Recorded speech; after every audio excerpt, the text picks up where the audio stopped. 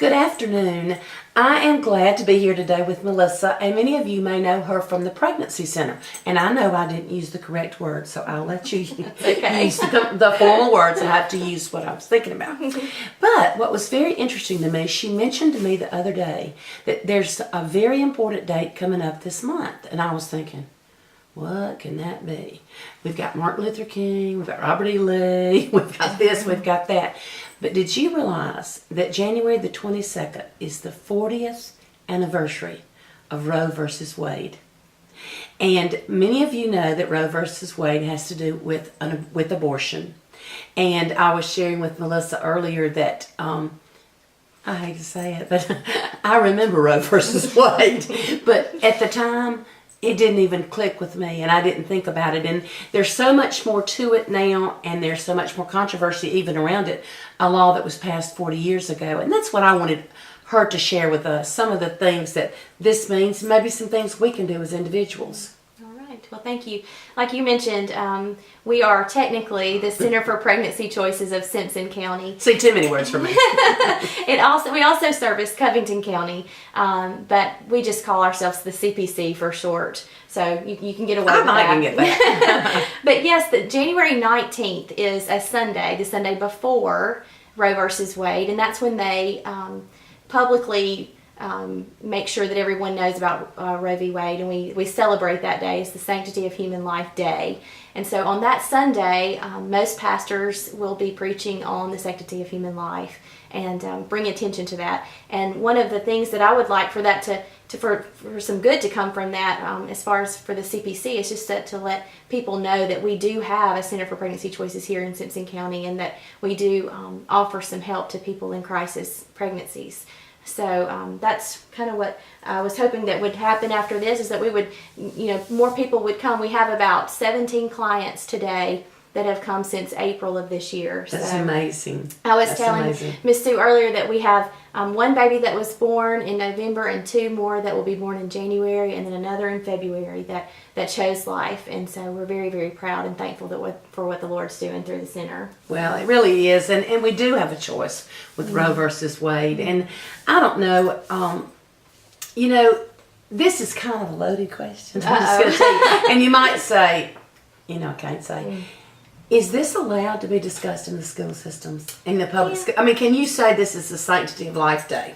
I'm not sure exactly who will allow that. I know that that teachers use their discretion, but I do know this is history, and it is what it is. That's right. That's so, true. I think that they could certainly go from that avenue of it. Now, I'm not sure if they could put their own personal agenda, whether or not they were for or against Roe versus Wade, but it is historical. I mean, it's a fact. So well, the interesting thing to me about the Roe versus Wade is what's happened since. I want you to tell a little bit about that. Okay. Well, there's been so many abortions that have taken place since then, and I try not to even worry so much about the number, because whether it's 40 million or 1, it's still a life that's precious. And so I don't even really focus so much on the number of abortions that have been done, that have come to pass in the 40 years of Roe versus Wade. But since that time, the person who fought so hard for this,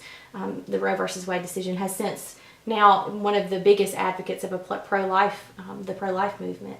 And so she has worked hard to overturn Roe versus Wade, which, as you know, has not happened yet. But that doesn't mean that we can't continue to work to save lives. That is so interesting to me, that she was one of the founders, I guess you'd say the founder, with it, to go. And do you have any idea when she had the revelation about? It was about, I'm not exactly sure for sure, but it was about 8 years after this came to fruition. Oh, so this is not something that really has just happened with her changing. No. She changed about 8 years after that. Well, 8 to 10, something around there is so much controversy that is around the whole abortion issue, because it comes down to, a lot of people feel that it's a woman's choice. And, I'm not going to argue that either way, because I think it is a personal choice to an extent, but the bottom line is Well, as far as for the Center for Pregnancy Choices, and I can say this because this is what we stand on, and it's publicly, it's accepted politically, sort of, because I make we don't make no bones about it. This is what you are politically that's correct. right. We are the CPC, so it's okay that we say this. But for us, we are an agency that totally believes that the Lord created every life, and every life is important, whether it be a life of a child who is going to have disabilities, or whether it be just a terrible situation and a woman finds out she's pregnant. God would not have allowed that to happen had there not been an issue. We believe that's biblically sound. We believe that there's no choice about that. That is what it is. Now, people decide to believe whatever they want to believe, but biblically speaking, there is no other way. Life is precious, and that is the way the Lord intended it. He created it, and He is the author and the finisher of it. So that is the way we stand on life. And people can choose for themselves what they think, but to be correct biblically, then life is the only choice. Right, only way. If you know someone who is maybe dealing with a situation of an unplanned pregnancy and doesn't know where to turn, you can't beat this group right here. Tell them how to get in contact with you. Certainly.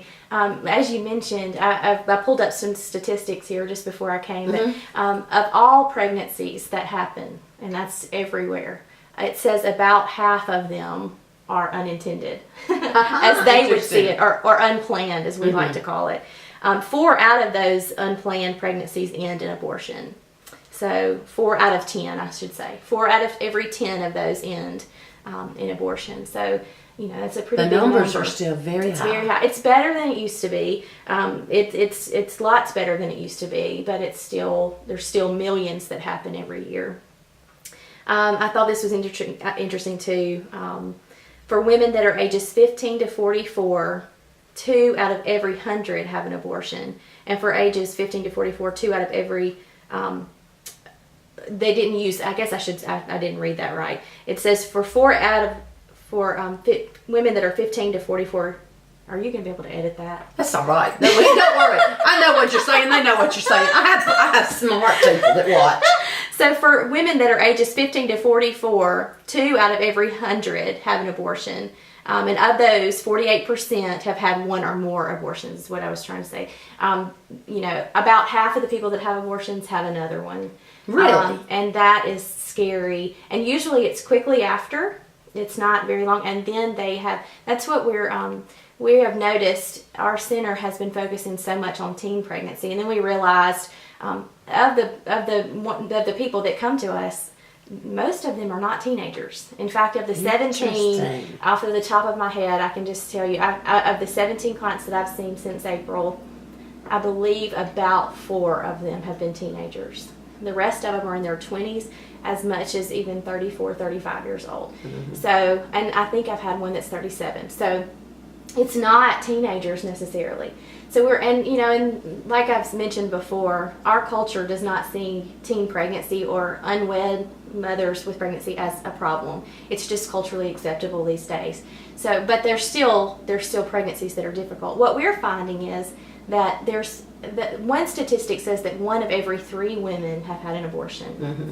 And that is alarming to us. And there's a lot of things that happen to women that have had abortions physically, but more than that, it's emotionally and spiritually that they suffer for years on down the line.